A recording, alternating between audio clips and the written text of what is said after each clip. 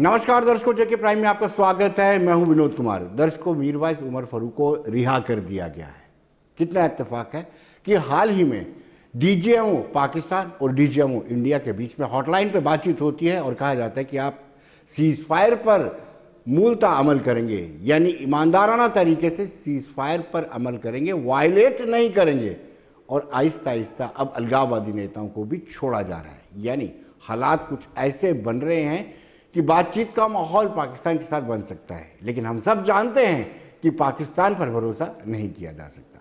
पाकिस्तान एक ऐसी कंट्री है जिसके साथ जब जब भारत ने बड़े भाई के तौर पर हाथ बढ़ाया है, पाकिस्तान ने पीठ पे छुरा घोंपा है। चाहे कारगिल की बात हो, उड़ी हो, पुलवामा हो, पठानकोट हो, या बाकी और बहुत सारे एग्जाम्पल्स हैं। जब जब भारत ने पाकिस्तान की तरफ हाथ बढ़ाया, पाकिस्तान ने बैक स्टैबिंग की है। लेकिन आपको बताते चले कि ये बड़ा अच्छा कदम है और वेलकम भी किया जा रहा है कि मीरवाइज उमर फारूक जो अलगाववादी नेता हैं उनको भी रिहा किया गया है। तो इस वक्त फोन लाइन पर हमारे साथ सीधे जुड़ चुके जफर मनाज, जो अपनी पार्टी के बड़े नेता हैं और काफी तजुर्बा रखते हैं कश्मीर की राजनीति और सियासत पर। मनाज साहब, अच्छी खबर यह है कि मीरवाइज उमर फारूक को रिहा कर दिया गया है। आप कैसे देखते हैं इसको?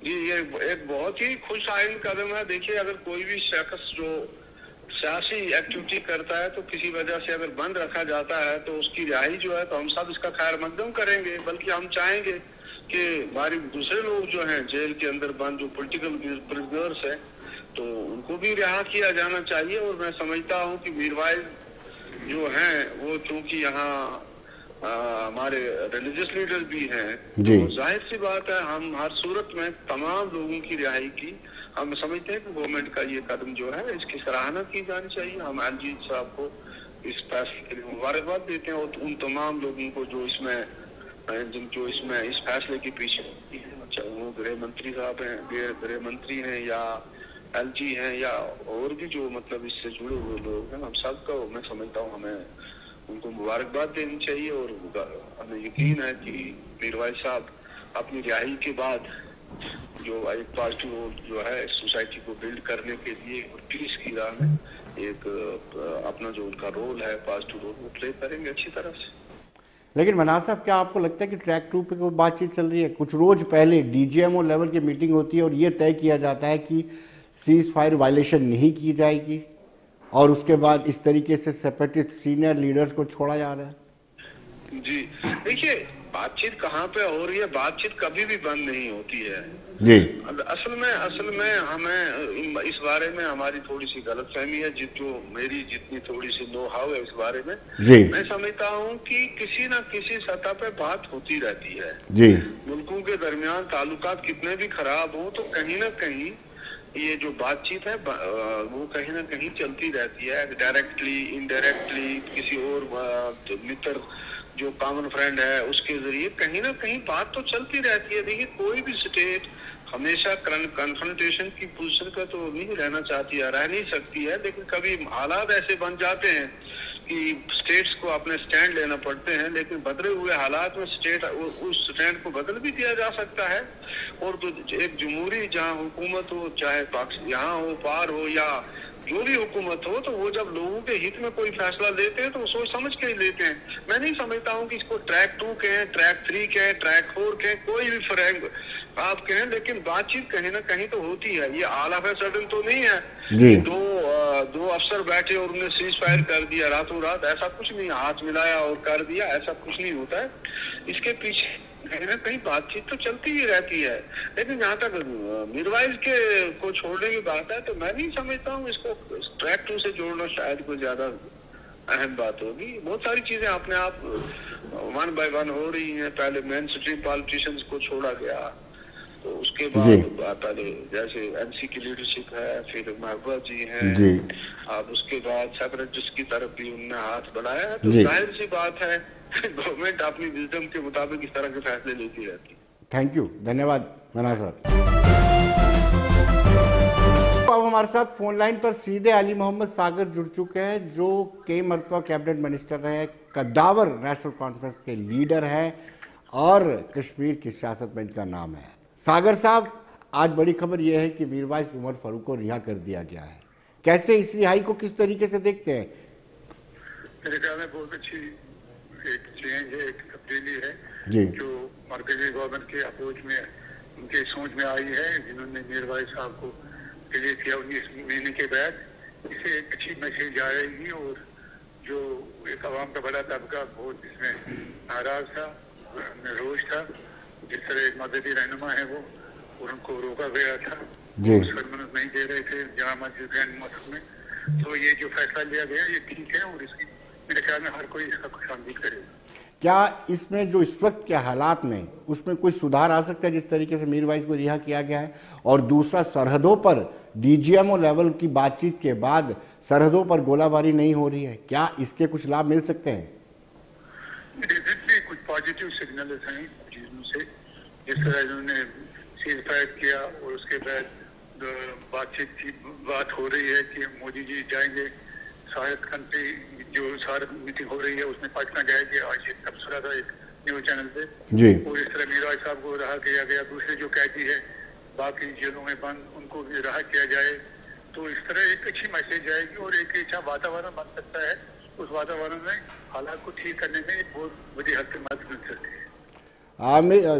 अली सागर साहब, आप हमें ये बताइए, जिस तरीके से ये रिहाई की जा रही है, जिस तरीके से डीडीसी के चुनाव करवाए गए हैं, क्या ऐसा माहौल हो सकता है कि सभी पॉलिटिकल प्रिजनर्स को रिहा करने के बाद रियासत में चुनाव संभव है कि जल्द से जल्द चुनाव हो सके विधानसभा के? चुनाव होते रहते हैं, चुनाव पहले भी हो रहे हैं और आज भी हो रहे हैं और इसके बाद भी होंगे, लेकिन एक वातावरण बनाना, रियासत में एक खुशगवार माहौल बनाना और जो बड़ा हेल्पफुल हो पीस को, इन रियल टर्म पीस को रेस्टोर करने में, वो बड़ी बात है। मेरे ख्याल में चुनाव बाद में आ सकते हैं, लेकिन बड़ी बात यह है कि पीस को सही मानों में रेस्टोर किया जाए, हर तबके को ऑन बोर्ड लिया जाए, वो बड़ी बात है। अगर वो मरकजी गवर्नमेंट उसमें इनिशिएटिव ले रही है और कुछ काम उसकी वजह मिलेगी तो वो अच्छी बात है, एक इसी तब्दीली। जी सागर साहब, बहुत बहुत शुक्रिया आपका, धन्यवाद। दर्शकों, कोविड-19 खत्म नहीं हुआ है। हमें यह सोच के चलना होगा कि अभी भी हमें एसओपीज को फॉलो करने की ज़रूरत है। जितना अपने आप को 2 गज की दूरी बनाए रखो, जितना आप मास्क पहन के रखो, जितना आप खुद को सैनिटाइज करके रखो, उतना ही ज़रूरी है। आज आपको बताते चले कि यूटी जम्मू कश्मीर के उपराज्यपाल मनोज कुमार सिन्हा ने भी वैक्सीन ली, उनकी भी वैक्सीनेशन हुई और उन्होंने उसके बाद ये कहा कि हर एक व्यक्ति को वैक्सीनेशन करवानी चाहिए, बिना डर बिना खौफ के आगे आना चाहिए और भरोसा रखना चाहिए, क्योंकि वैक्सीनेशन से ही अपने आप को बचाया जा सकता है। आइए देखते हैं।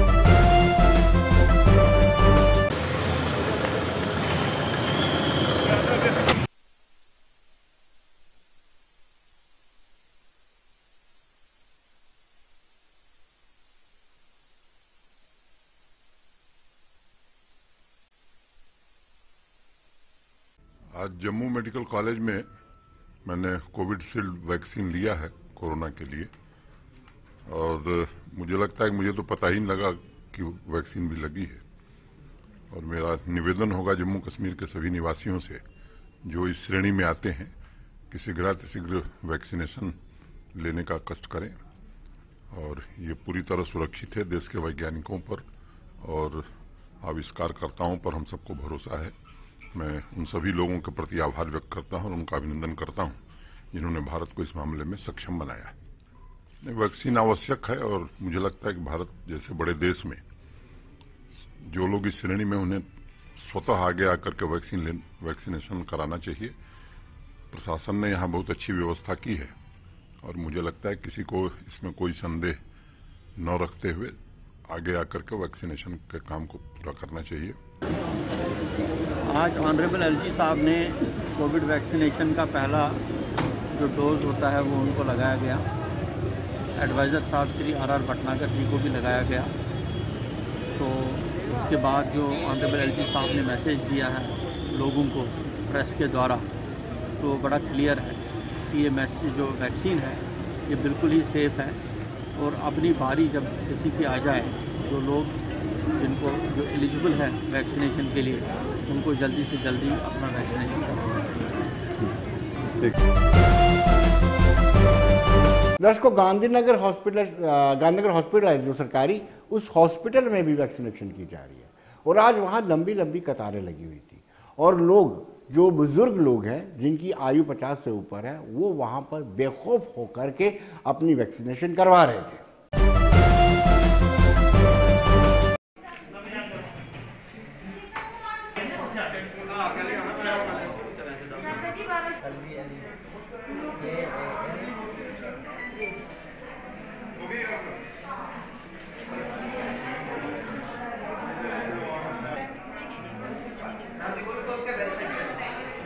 कोई डर नहीं है, किसी बात का कोई डर नहीं है। नॉर्मल इंजेक्शन है, अब हमारी सेफ्टी के लिए है।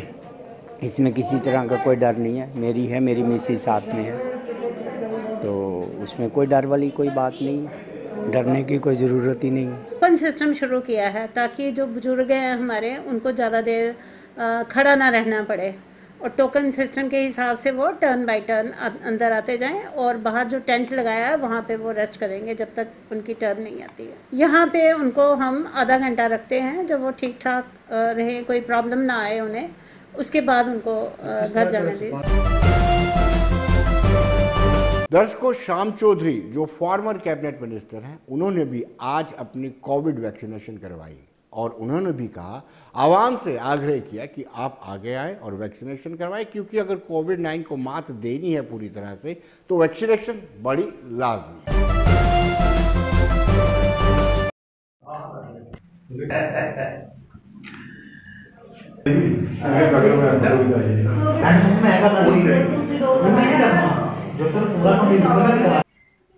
ऑलरेडी कोरोना पॉजिटिव तो जिन्होंने देखा ना अंदर बैठ यहाँ पे कोरोना होता है। मैं तो यही कहूँगा कि सबने लगवाना चाहिए। कई लोग हमारे ऐसे हैं जिनको मन में डाला जाए लगवाने से कोई परेशानी होती है, ऐसी कोई परेशानी नहीं है। यानी अभी ये वैक्सीन लगवा कर हम जा रहे हैं, 5-10 मिनट पहले की बात है। किसी किस्म की कोई परेशानी नहीं है। मुझे तो ऐसे तो पता भी नहीं चलता कि वैक्सीन लगी है नहीं लगी। मैं तो कहूँगा हर आदमी ने जिसको जो टाइम दिया है, जिस हिसाब से अभी जो 60 ईयर के ऊपर है और 45 के ऊपर जिनको कोई ऐसी डिजीज़ है, उनमें भी वैक्सीन लगवाना चाहिए और हर आदमी को समय के हिसाब से जिनको जरूरत है वो अपना वैक्सीन। जैसे कि मैंने शुरुआत में कहा कि कोविड-19 अभी खत्म नहीं हुआ है, हमें अभी भी हिदायतें बरतनी चाहिए। ऐसा ही कुछ बिश्ना के हायर सेकेंडरी स्कूल में भी हुआ। एक टीचर बीमार पड़ता है तो उसके बाद 5 दिन की छुट्टी जाने के बाद वो पॉजिटिव आता है और उसके बाद सनसनी फैल जाती है। अब प्रशासन ये कर रहा है कि सभी जितने भी स्टूडेंट्स हैं जो स्कूल में आते थे उनको भी टेस्टिंग पर ले जा रहा है, लेकिन कहीं ना कहीं पैर पसार रहा है कोविड-19। डरना तो नहीं है, लेकिन बचाव जरूर करना है।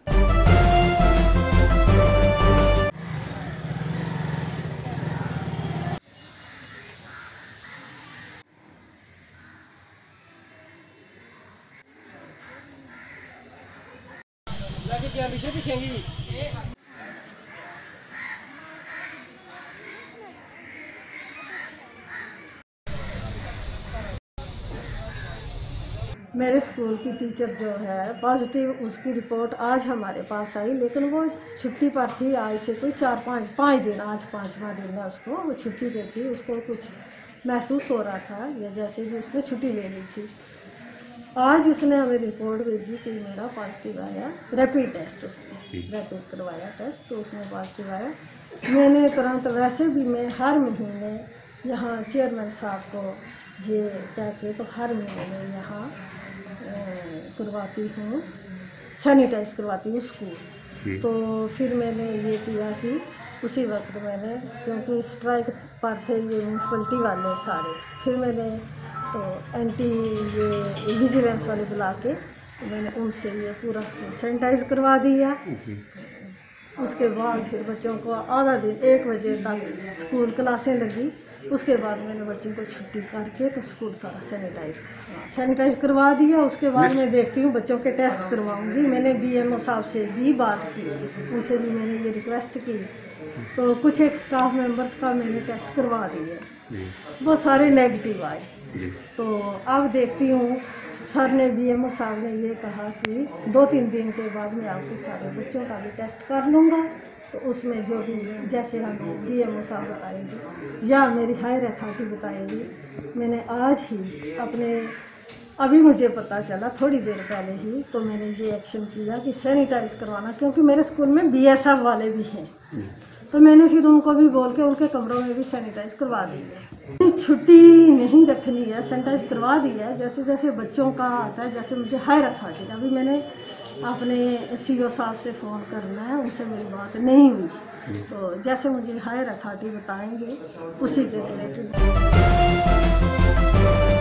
दर्शकों, समाज में NCC कैडेट का बड़ा एक रोल रहता है, और आपको बताते चले कि मौलाना आज़ाद कॉलेज में, MM कॉलेज में एक ऐसा स्विमिंग पूल बनाया गया था जिसका इस्तेमाल ही नहीं किया जाता। वहां पर कैडेट को ट्रेनिंग की जानी थी, लेकिन लापरवाही की इंतहा देखिए कि वहां पर एक मरतबा भी पानी नहीं डाला गया। जब पानी आता है, यानी सरकार सुविधाएं देती है, सरकार पैसा खर्चती है, लेकिन उस पैसे का जब आप कोई लाभ नहीं उठा पाते हैं, तो फिर ये मान लिया जाता है कि जो स्कीमें बनाई तो जाती हैं, लेकिन उसको ढंग से एग्जीक्यूट नहीं किया जाता। इस स्विमिंग पॉन्ड में सिर्फ और सिर्फ बारिश का ही पानी आता है, कभी किसी ने कोई प्रयास नहीं किया। जब हमने NCC कैडेट से बातचीत की तो वाकई में उन्होंने कहा कि जब से हम यहाँ पर आए हैं, इस पूल में हमने कभी पानी नहीं देखा और ना ही इसमें हमें ट्रेनिंग का मौका मिला।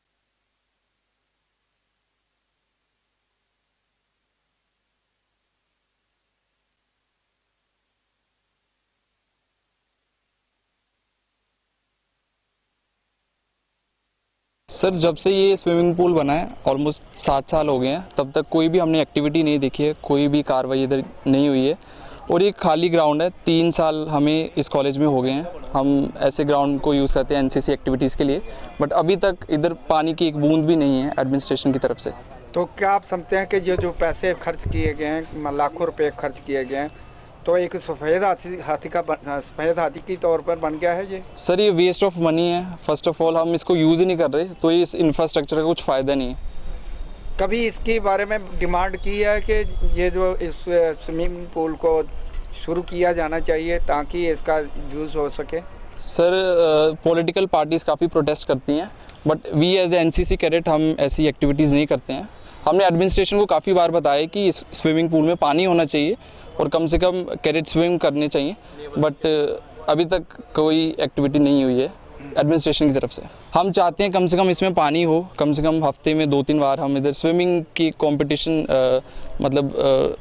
जो भी कॉम्पिटिशन्स होते हैं उसको हम कर पाएँ और कैडेट्स भी काफ़ी एंगेज रहते हैं, एक्टिविटीज़ करते हैं, तो कम से कम वो स्विम कर पाएँ, इतना हम चाहते हैं। नहीं, हम अभी हमारा फाइनल ईयर चल रहा था, तो जब हम आए थे तब भी ये ऐसा का ऐसा ही था।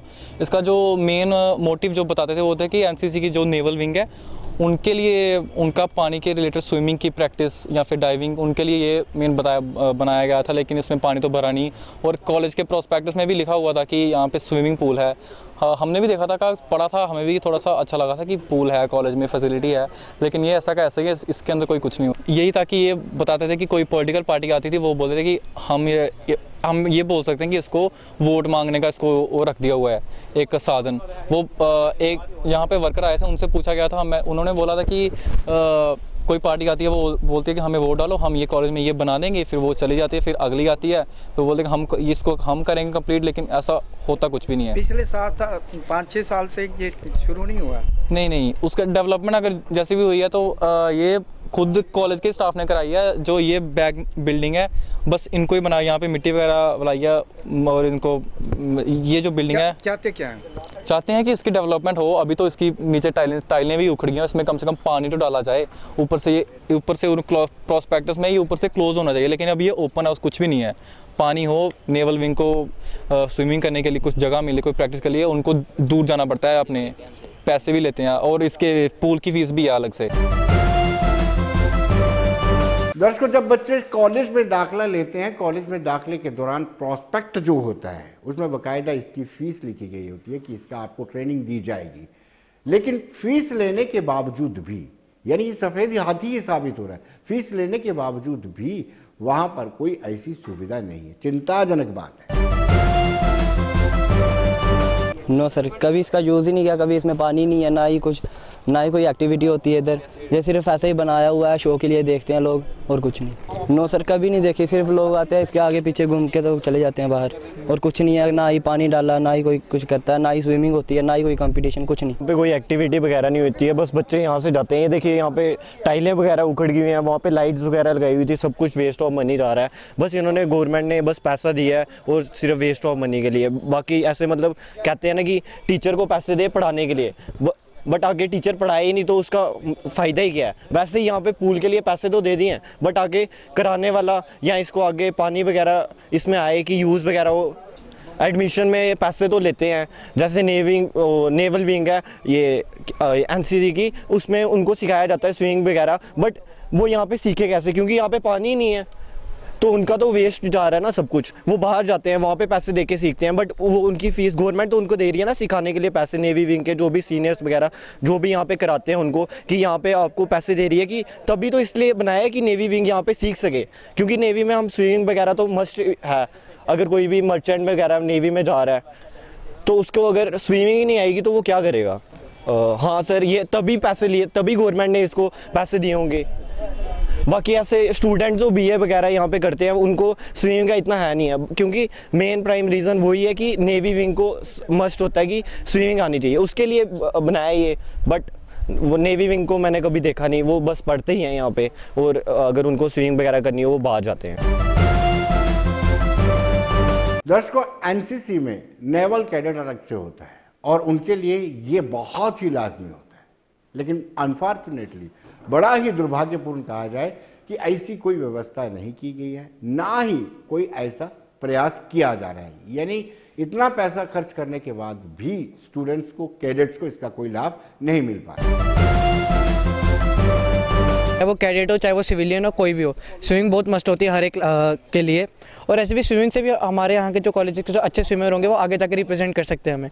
हमारा कॉलेज स्पोर्ट्स में भी आगे गेन कर सकता है, और आगे स्विमिंग स्पोर्ट्स में भी काफ़ी क्या बोलते हैं चांसेस आते हैं, काफ़ी अचीवमेंट्स होती हैं। देखिए, मकसद तो इसका कुछ पूरा नहीं हुआ, इसको 7 साल हो चुके हैं बने हुए। हम भी यहाँ पे 2 साल से पढ़ रहे हैं। स्विमिंग पूल में सिर्फ बरसात का पानी इकट्ठा होता है, दूसरा पानी कभी इकट्ठा नहीं हुआ। मैं ये कहना चाहूँगा कि स्विमिंग के भी कॉम्पिटिशन्स होते हैं काफ़ी सारे। कैडेट्स के अलावा जो बाकी स्टूडेंट्स हैं, बीए, बीएससी कुछ भी करे, वो फ़ीस देते हैं, ऑलमोस्ट 1450 है, इतनी कुछ है, तो उनकी फ़ीस कट हो रही है, बट उनको इसका कोई फैसिलिटी प्रोवाइड नहीं हो रही है। अगर कोई कंपटीशन में आगे जाना चाहे, स्विमिंग के कंपटीशन में, वो किस तरह से जाएगा एमएम कॉलेज से। मैं ये कहना चाहूँगा कि ये चीज़ बिल्कुल मकसद इसका पूरा नहीं हुआ है। वो को ट्यूबवेल पंप तो है यहाँ पे पीछे है, बट कोई रीज़न पता नहीं हमें कि क्यों नहीं करते हैं काम। 7 साल हो गए इसको बने हुए। अगर ये ऐसा कर दें तो जो नेवी के हमारे एनसीसी कैडेट्स हैं उनको हेल्प हो जाएगी स्विमिंग सीखने में।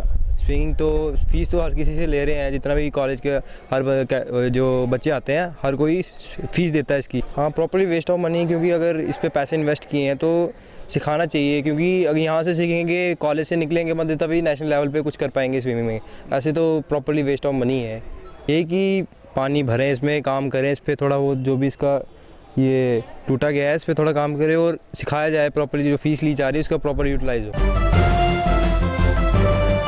दर्शकों, इस बाबत हमने एमएम कॉलेज के प्रिंसिपल से बातचीत की और प्रिंसिपल का कहना है कि हायर एजुकेशन से ये मामला टेकअप किया गया है और उन्होंने रिसेंटली ज्वाइन किया है और कह रहे हैं कि कहीं ना कहीं अब इस पुल को शुरू किया जाएगा। लेकिन इतने लंबे समय से ये सफ़ेद हाथी बना हुआ था।